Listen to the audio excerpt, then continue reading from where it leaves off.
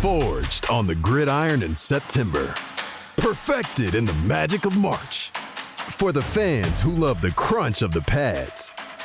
Prefer a dunk. And expect nothing but the best. This was the Big Ten.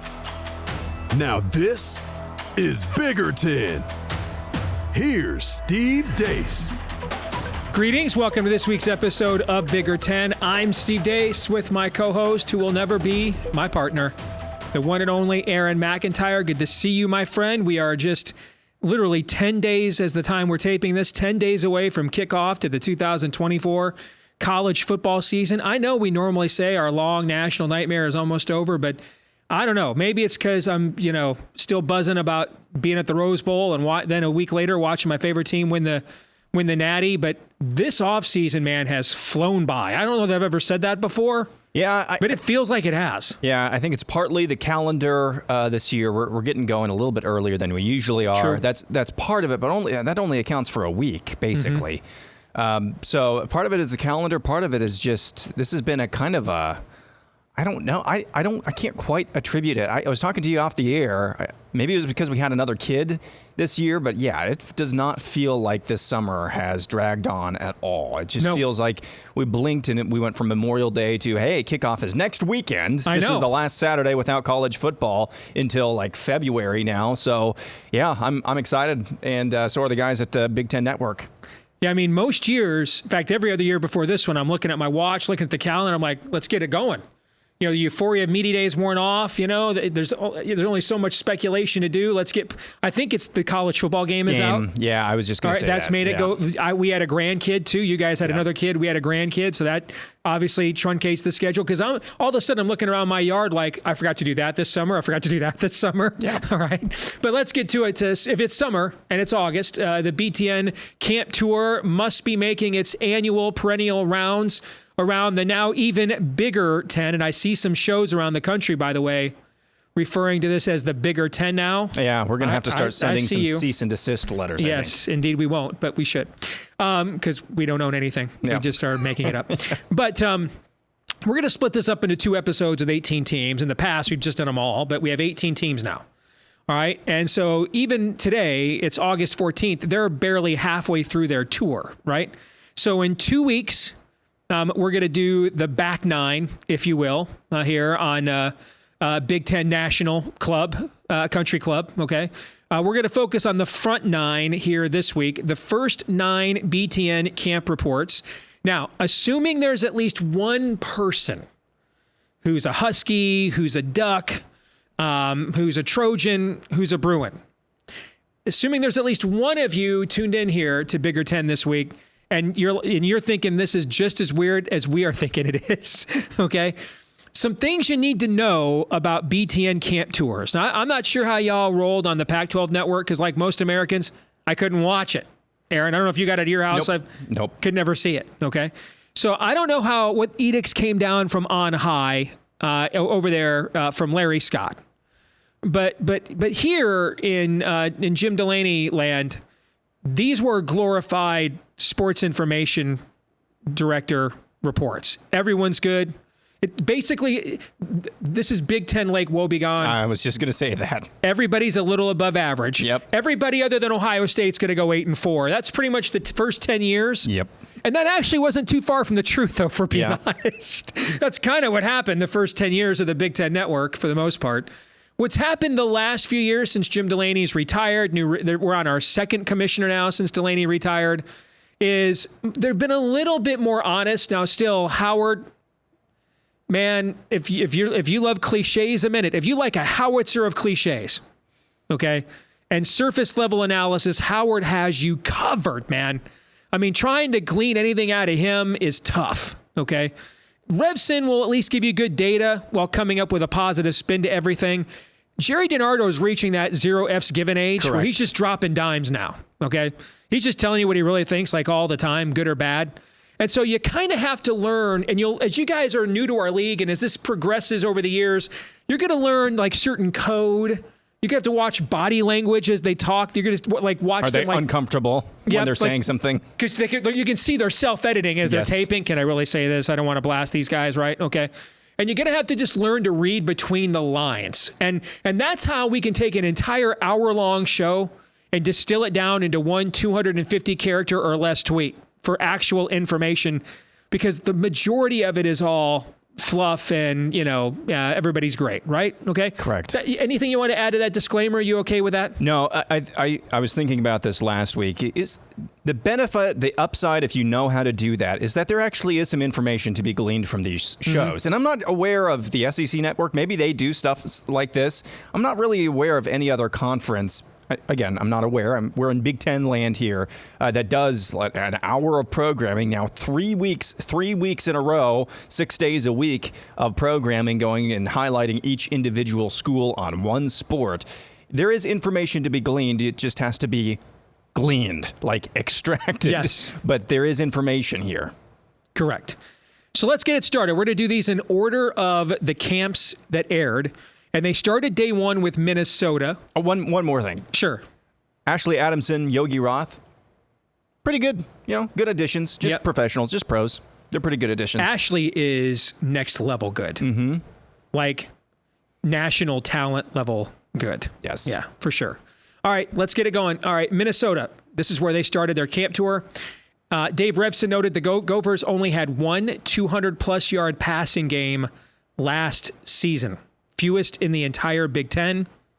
Much of this episode was focused on Max Brosmer, the FCS quarterback, I think from New Hampshire, I want to say, is where he's coming in from. Correct. And there's several New Hampshire ties this year in the Big Ten. Ryan Day played there. Chip Kelly coached there. So UNH representing in the Big Ten this year. But much as expected, basically, Max Brosmer is essentially supposed to do what the Greek Rifle failed to do for Minnesota a year ago, and they lost a slew of close games. The BTN crew was high on both the offensive line and running backs. Dave Revson had this quote, feels like a team that's going to be in a lot of close games, end quote. Aaron.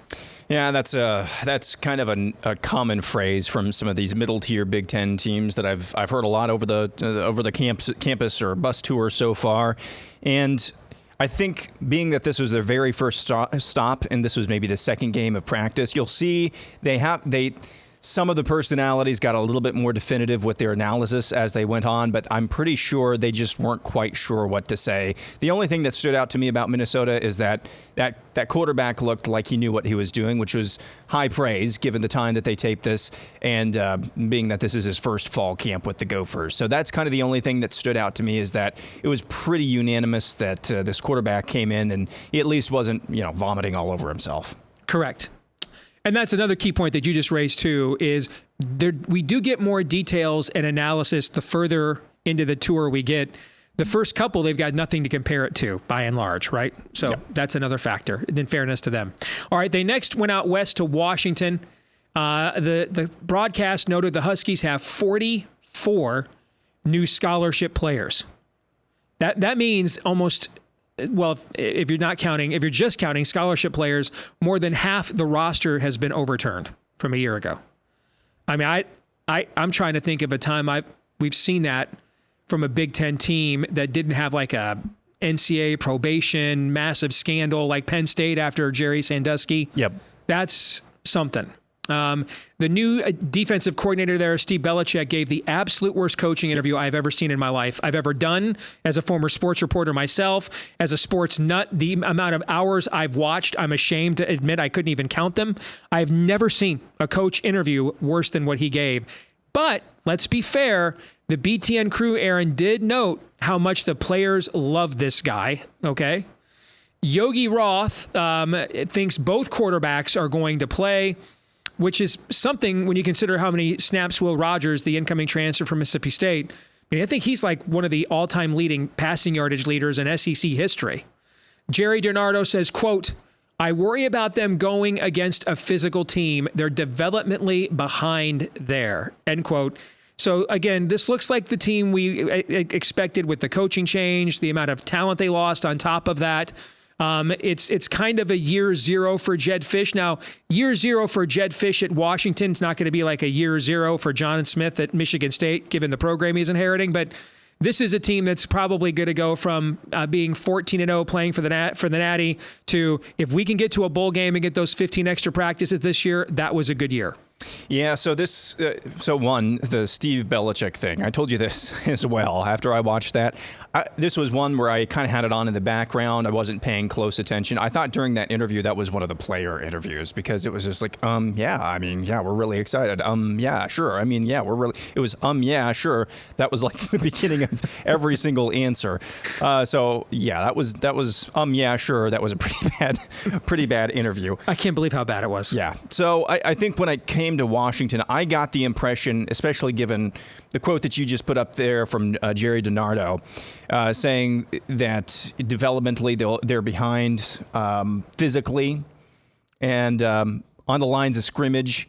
This kind of strikes me as the conversation we have with the FCS teams, where they can rise up for one game and, play with the best, but over, a 12-game season, they couldn't compete even in the MAC. They couldn't compete certainly not in the Big Ten. So it's kind of a different level, but I kind of see the same thing reading in between the lines there, where they might look really good to start the season. They might look like they're there, but the depth just isn't there quite yet. They might be competitive early on in the season, but as it grinds on and you put on all of these miles flying all over the country, they could start to falter by the end of the season. Yeah, their second half schedule especially is tough. Yes.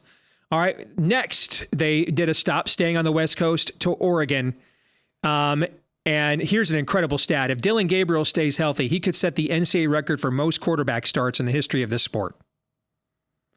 So that's both a testament to how good he is, but and the COVID year, but it also shows he's kind of got a niche where, given his dimensions, he's not considered a high-level NFL prospect, but he's a really good college quarterback. Think of Jake Fromm at Georgia, Eric Zier, another Georgia quarterback, a lot of the non-Drew Brees quarterbacks at Purdue under Joe Tiller, okay?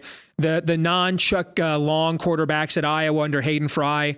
So very prolific college guy, but not a pro prospect. So he's been around for 7 years, and that is a record that may never be broken, frankly, if he ends up setting it. The Big Ten Network crew raved about his leadership, how instantly he came into a program. Keep in mind, they had a pretty strong leader in Bo Nix the last couple of years. So that is not easy to do. The BTN crew was really high on the defensive line. DiNardo said he also thinks the offensive line could win the Joe Moore Award for the top unit in the country, and that's a unit that lost the All-American center last year. And then a quote from Yogi Roth at the end of the episode talking about the pressure on Oregon to win it all. Quote, "They're worthy of all the hype." End quote. So they've been to Ohio State, Penn State. We'll talk about them later. This, by far, to me, this was the most impressive stop, at least I agree. From the Big Ten crew's perspective. And it's, you want to know that. Ohio State, Oregon picked 1-2, 1A, 1B. And they play each other. You kind of wonder if you're going into the season, but man, if it's possible, again, with all of this disclaimers about the big BTN speak that you just gave off the top of the episode, I don't think it's possible to be much higher on a team than they were. You almost Oregon. got the sense they were looking for something to criticize. Correct. And to the point that Yogi Roth started talking about the tight ends, which aren't even a feature in the Oregon offense. He's like, actually got 3 dudes there that look like they're pros to me. I mean, it looked like they were looking for stuff, and they just could not find it. Yeah, frankly. Another buzz phrase this year. Maybe it's been in years past, but I just noticed it. Player-led team. Player-led team. Heard that a lot at Michigan the last few years. Yes, but it seems like they were actually genuinely impressed with the leadership on this team. So couldn't be much more high on Oregon than they were. I agree with that, with your analysis of where they were on Oregon compared to everybody we've seen thus far. I agree. All right, let's go next. We're going back out east to Maryland. Dave Revson noted at the top of the broadcast, the Terps have won bowl games 3 straight years for the first time in school history. Wow. It's still, and we talked about this after the spring, Aaron, it's really all about the 3-person quarterback battle. The BTN crew thinks it's going to take all camp to decide. Translation, no one's really stepped forward there yet. Dave Revson, quote, "They're really good at the skill positions." And Maryland, again, if you're new to our league, Maryland under Mike Loxley usually is. The BTN crew also thought this might be the best defensive line at Maryland they have seen. And what is it? They've been going there since 2014, so over a decade. And that's been a quiet story, actually. They've got a young DC there. He hasn't made the headlines Ryan Walters made at Illinois, but he's done a pretty decent job in making that defense respectable, putting guys in the NFL. So it looks like they think Maryland, it might be the most quarterback heavy program and centric offensive system in our entire conference.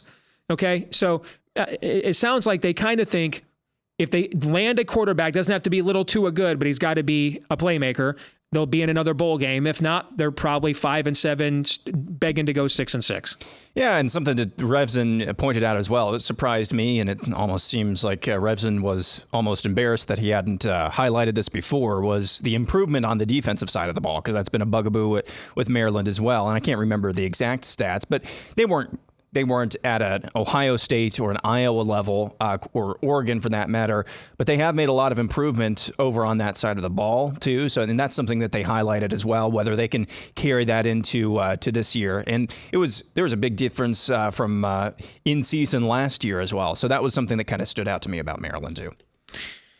All right. And then I think this is the last one for segment 1, right? This is, yeah. All right. So let's conclude segment 1 here from Maryland. And when we come back, they're going to go to Penn State. They're going to go to Ohio State. And we're going to get into some more of the comparative analysis too. We have yet to get to a school where the entire BTN crew was there. They had, up until the Penn State, they split the crews up. Revson and Howard were on the Big Ten, traditional Big Ten teams on the East Coast. And DiNardo went out west with Ashley Adamson and Yogi Roth. But now they're going to bring the whole crew together for a couple of stops. And you'll get some real diversity of opinion when we do that here next. All right, welcome back here to Bigger 10. We're going through some of the things that stood out to us from the BTN bus tour. I mean, we could sit here and do our own in-depth previews of the Big Ten, but it's not even possible that we come up with better information than what the Big Ten, even in a homogenized environment, Aaron, is going to provide us with its on-campus reports perennially with this bus tour. So we have talked about the first group of schools. Let's get to the second half, starting with Penn State. As I mentioned before the break, this was the first team with the full BTN crew. It was noted Penn State returns the most all-conference players from a year ago. DiNardo had some very pointed comments, I thought, here. He led off the broadcast just flat. I don't know how else to describe it, Aaron. He just called Penn State out for lax offensive player development in recent years. Now, we should point out also the entire BTN crew, including Yogi Roth, who was at Oregon, was blown away by Penn State's defense. I think they might have thought that this was the best defense they've seen top to bottom since they started the tour. But they also did not see top wide receiver talent. And here's a direct quote from DiNardo, quote, "Looks like most of the Penn State teams we've seen," end quote. Which, for 85-90% of college football, that's great.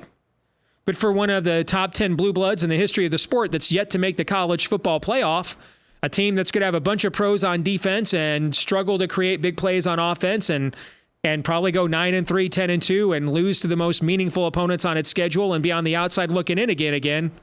That's not what that's almost the worst. That's the friend zone. If you're wondering, if you're, again, new to our league, Penn State is where Michigan and we were, Aaron, about before 2021.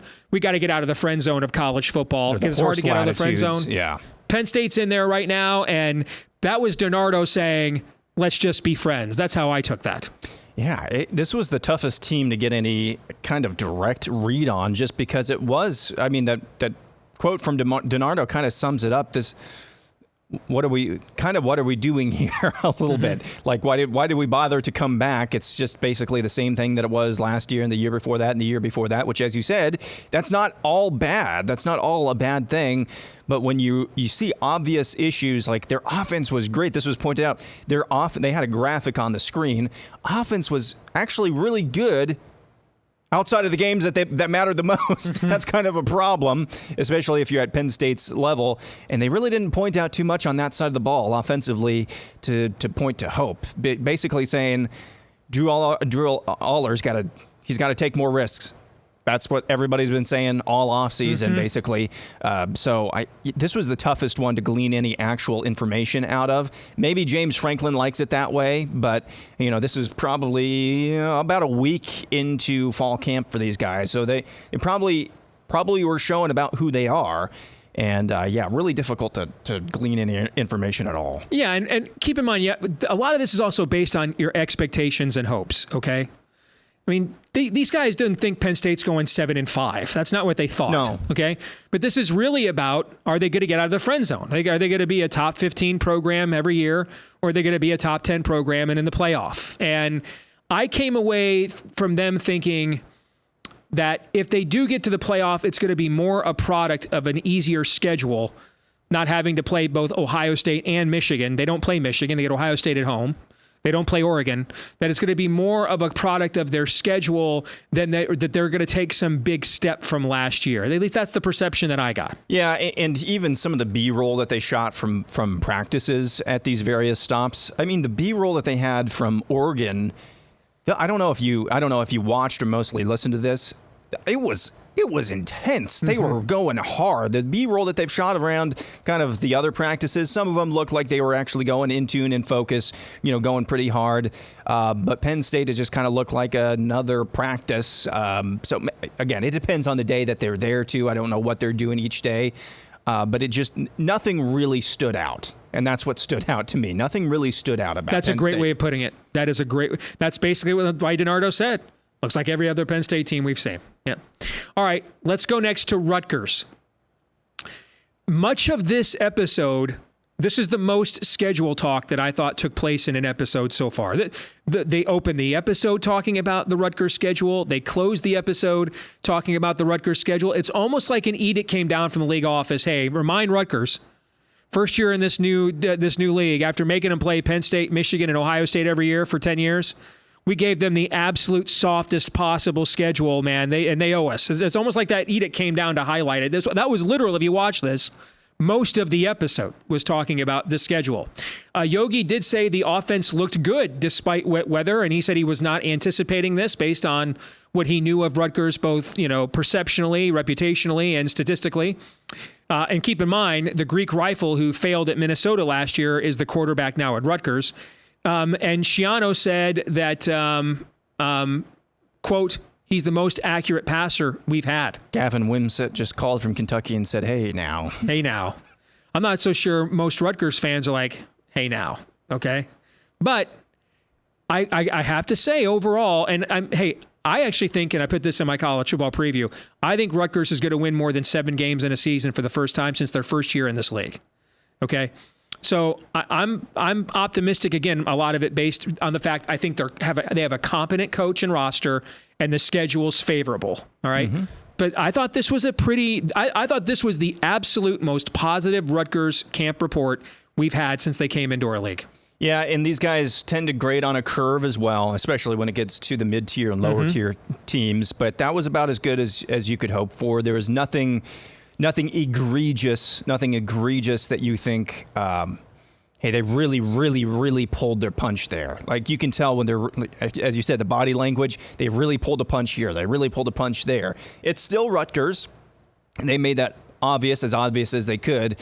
But for Rutgers standards, again, grading on a curve, this was pretty positive for that. And as you said, pointing out it was a rainy day when they went there, and they made a point multiple times to say that they looked even good, even despite that rain and that adversity. That's a pretty positive report. All right. From Rutgers, they then went to Illinois. The crew thought that the Illinois offensive line will be upgraded over where it was last year, where there was a lot of shuffling and injuries there. They were worried about the lost wide receivers. A lot is being asked for from a transfer from UTSA, Zechariah Franklin, who was very good at UTSA and got a nice deal to transfer to Ole Miss. And then at Ole Miss was meh and had to take a red shirt. And that's how he ended up here at Illinois. And that's basically their receiver room right now, is that guy. They really liked Illinois' running backs quite a bit. They noted there are 45 newcomers in camp, 45 players in Illinois' camp right now that have never done a training camp at Illinois football before. And here's the thing, again, you got to read sometimes between the lines. The defense really let Illinois down last year. It was one of the top 10 defenses in the country 2 years ago when they should have won the West. And they got as high as number 15 in the country, and they were 7-1, right?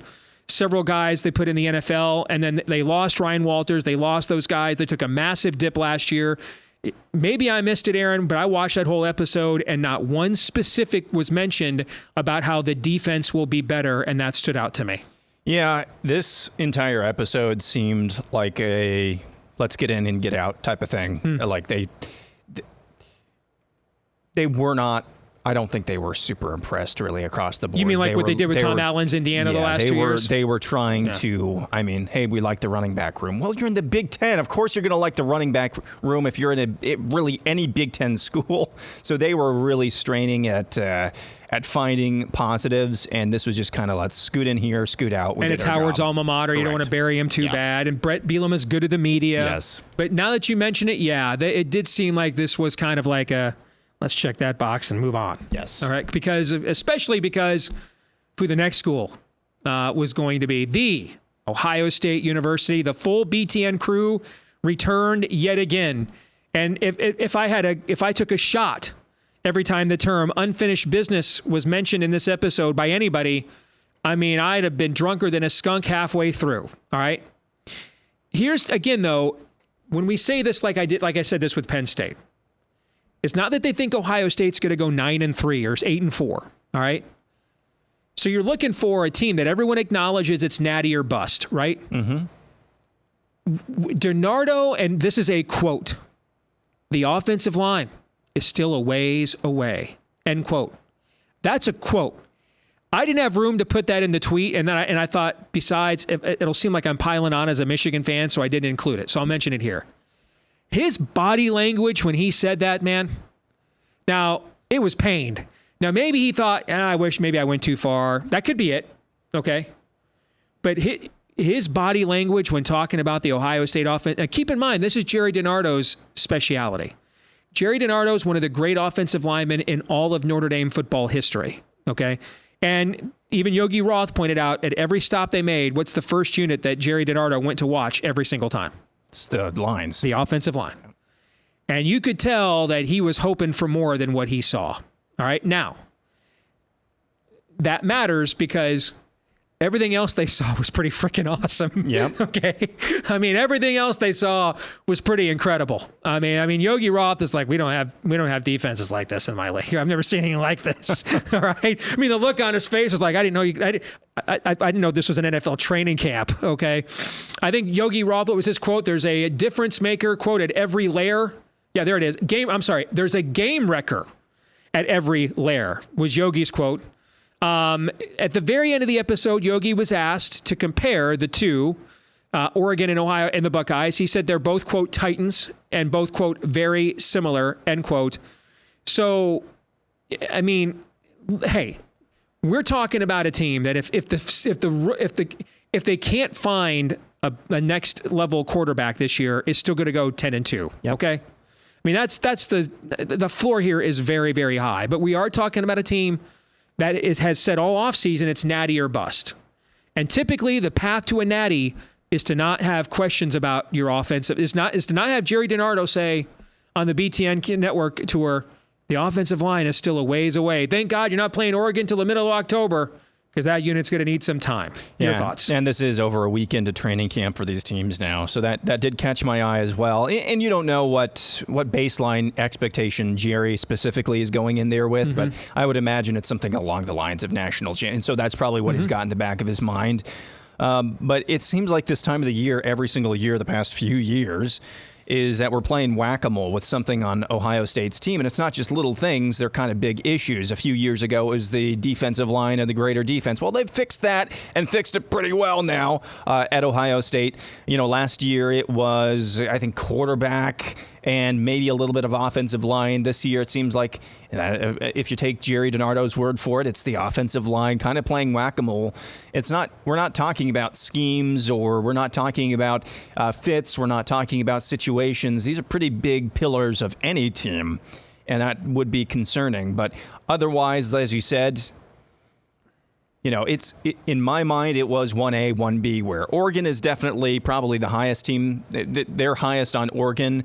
And then B, 1A, 1B, it's probably Ohio State. So you never know if, again, Jerry might have caught them on a bad day, an off day. You don't know that. But that's basically the only thing that was that stood out in that visit. But yeah, very impressive, about as impressive without being Oregon that you could get. Yep. And if he can stay healthy, Dylan Gabriel is by far the best quarterback in our conference. So if you're Oregon, we're really talking about, can you at least, you really just need to be close enough to Ohio State that they can't bully you at the line of scrimmage, because then your quarterback advantage takes over, if you know what I'm trying to say. Yeah. You just can't be so bullied at the line of scrimmage that the advantage you have at quarterback never comes into play. All right. We wrap it up with Indiana. Brings in a league high 31 transfers. I'd be willing to bet that's the most in the entire history of the conference for one off season. They talked about the Hoosiers are definitely going to a more aggressive defensive scheme. Curt Cignetti really focused, and he kept going back to this point over and over again. And if you watch the Tom Allen era at Indiana, it makes a lot of sense, okay? The focus on winning close games. I can just think of several years between Tom Allen and his predecessor, 2015, 2016, 2017, 2018, 4 years in a row, and Michigan had top 10 teams, 3 of those seasons. And Indiana was in a position that could have beaten us in the fourth quarter in 3 of those seasons and was not able to finish the deal. So a lot of focus on the winning of close games. I thought it was fascinating that the BTN crew said that the backup quarterback, who's a holdover from the last staff, was actually better than Curtis Rourke, the Ohio transfer, when they were there. But Howard, and that's the thing too, this one came from Howard, who I mentioned at the top, is not prone to find anything negative. All right. Howard's the guy you go to when you know that you just diarrhea, it just Montezumma'd the bed. And Howard will pat you on the back and say, there'll be better days than this. So when Howard says, quote, they're still really thin at some positions, end quote, I raised the Spock one eyebrow on that, because Curt Cignetti's got me buying into them going like 7-5 or 8-4 right now, man. Well, he could sell me he could sell ice to Eskimos right now. He's buying into that. That was the thing that stood out to me about that stop the most, is that Curt Cignetti, usually these first time coaches, BTN will come in there and just kind of, in a very passive-aggressive way, temper the expectations. Mm-hmm. No, he's going pedal to the metal. Yeah, right. I mean, he really is raising the standard, the self-imposed standards that they have for that program, which Indiana needs. They definitely need that in a new head coach. But this was always going to be, no matter who they brought in, they were always going to be thin at some positions. Mm-hmm. That's the way. Ask Jet Fish over in Washington, only bringing back 3 returning starters from last year. So I was actually really impressed with Indiana. Now, I don't know what the expectations should be, but I do know what I see in Curt Cignetti, and he's a guy who's gone places and won really fast, and he's not tempering expectations. Now, whether that will actually come to fruition, I don't know. Whether he actually realizes the step up in competition that the Big Ten will be and is, he probably does, but I think this is more a case of he's just trying to raise the bar at that program, and he knows how to do it because he's got the track record for doing that as well. So that I was actually pretty impressed with. I probably should have gone in there with that expectation, but I was pretty impressed with that stop, notwithstanding Howard's comments. There was one thing really quick I forgot to bring up about Ohio State and Ryan Day. Well, I noted, and you happen to have the same observation before we even talked about this, at media days, and how Ryan Day seemed really relaxed and actually, just kind of having fun. He did look a lot more stressed. He looked a lot more stressed in that BTN interview. And it's probably just a function of, hey, we're actually in the thick of things now. Mm-hmm. And he was asked along the lines of, you're 50-something and 8 or whatever his record is in Big Ten play. He was asked something along the lines of, does it feel good or something along those lines? And he said, no, it doesn't. I'm like, oh, man. It really is a one-game season. It is. He's a great, the name of the book right here on the desk. Exactly. He's a great head coach, and you can tell that he does not like this facet of the job. No. But that's the gig. That's the gig. A quick note on Indiana, by the way, one of their key transfers who anchored James Madison's offensive line last year for Kurt Cignetti, I can't remember the name, forgive me, starting right guard. He was expected to be one of the anchors for Indiana's offensive line. Yes, I'm using past tense for a reason. He went down in camp yesterday, out for the year. That's about, there's a, Nebraska's lost a starting offensive lineman I saw, and I don't know that I've seen another key injury so far in fall camp in our league, knock on wood.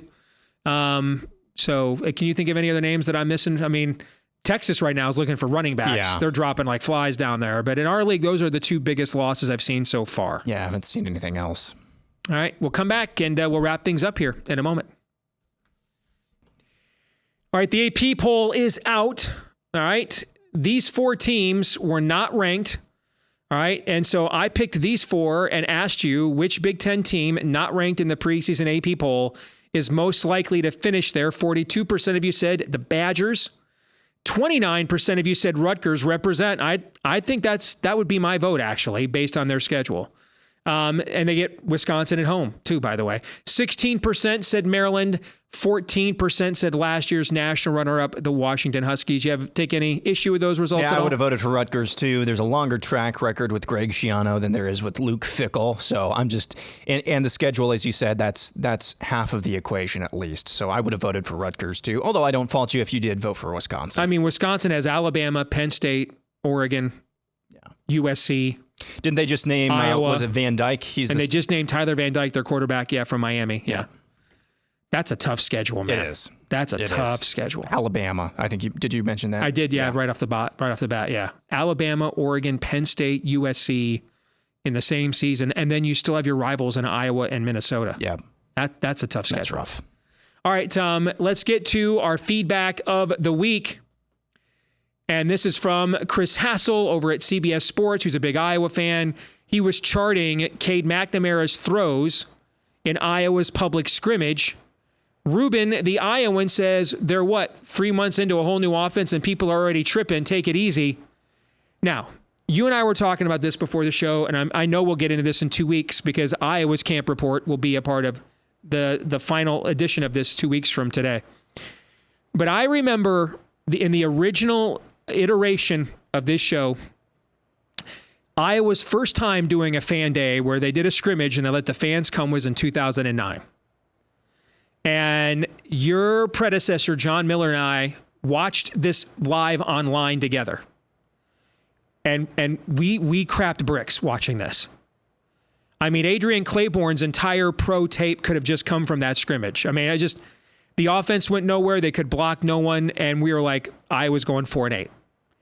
They started 9-0 that year. Same thing in 2015. Drew Ott was terrorizing C.J. Beathard, and they went undefeated that season. Correct. So I don't want to overreact, man, okay? But 7 for 21 in a scrimmage for 80 yards is... I'm Steve Carell yikes in here with a player I really like because he led my team back to prominence.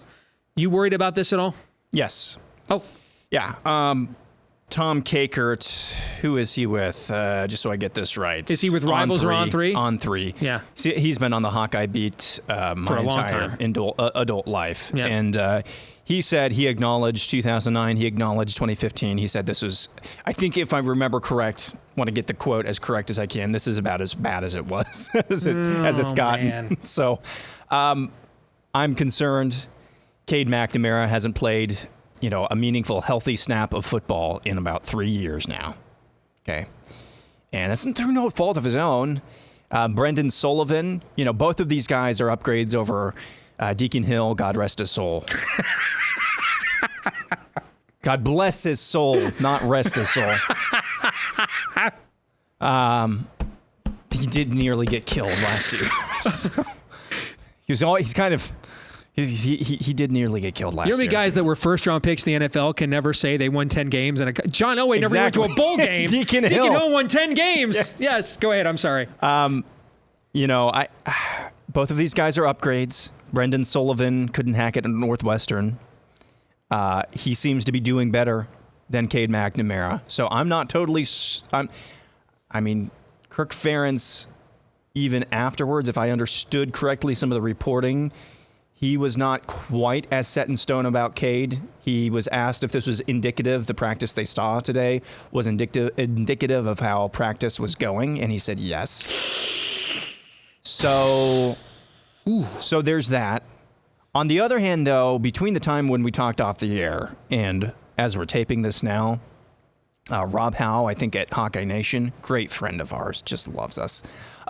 He posted a mashup of Cade McNamara's snaps, and it wasn't nearly as bad as I was thinking it was. Now, that stat line is horrible, but it was a different kind of bad. It was all on the quarterback bad. Yeah, he wasn't running for his life, which is a good thing. Well, it's a zero-sum game when we're talking about fall practices, because either that means your offensive line is good or defensive line is bad. You're like, crap, we don't have a pass rush. Yeah, it was a different kind of bad. It was kind of all on the quarterback, which, if it's any consolation, I'm grasping at straws here. If it's any consolation, that makes sense, because they really are installing, I think I am convinced of this now, a new offense in Iowa City. So when it's just on the quarterback, that kind of makes sense, because they're the guy that's the point man in all of this. They're running the Shanahan offense, which is not an easy offense to get installed. Mm-hmm. So I'm still kind of pumping the brakes based on that. I think it was just quarterbacks are still adjusting, but it seems like the rest of the offense, I heard several reports saying they were really impressed by the stable of running backs. Again, if you're in the Big Ten, you're going to have an impressive stable of running backs, probably. So I'm still kind of pumping the brakes. It was not nearly as bad as what I was envisioning based on the mashup of Cade McNamara's dropbacks. Well, we'll get a final word on that here in a couple of weeks. So here's the schedule until the season begins. Next week, we'll be back here on the channel with Michigan Podcast. And then 2 weeks from today, we'll be back with Bigger 10, and we'll get the final 9 BTN camp tour reports and our reactions. And then Michigan Podcast and Bigger 10 are and confidence picks. Yeah, and confidence picks. That's right. You beat me last year, so I forgot all about those. But all of that is coming back now, fully loaded for bear with the season drawing nigh. So don't forget to like, rate, subscribe, share, follow, whether you're here on YouTube and you're watching us, you're listening on iTunes or elsewhere. We'd love it if you did those things, especially with new schools coming to the Big Ten now. So lots of opportunities to expand the audience and reach here of Bigger 10. So we'd appreciate your help with doing that, because the algorithms help us when you help us with that stuff. You can also follow us in between episodes as well at Bigger 10 on X, at Bigger 10 on X. For Aaron McIntyre, I'm Steve Deace. We'll be back right here in 2 weeks on Bigger 10.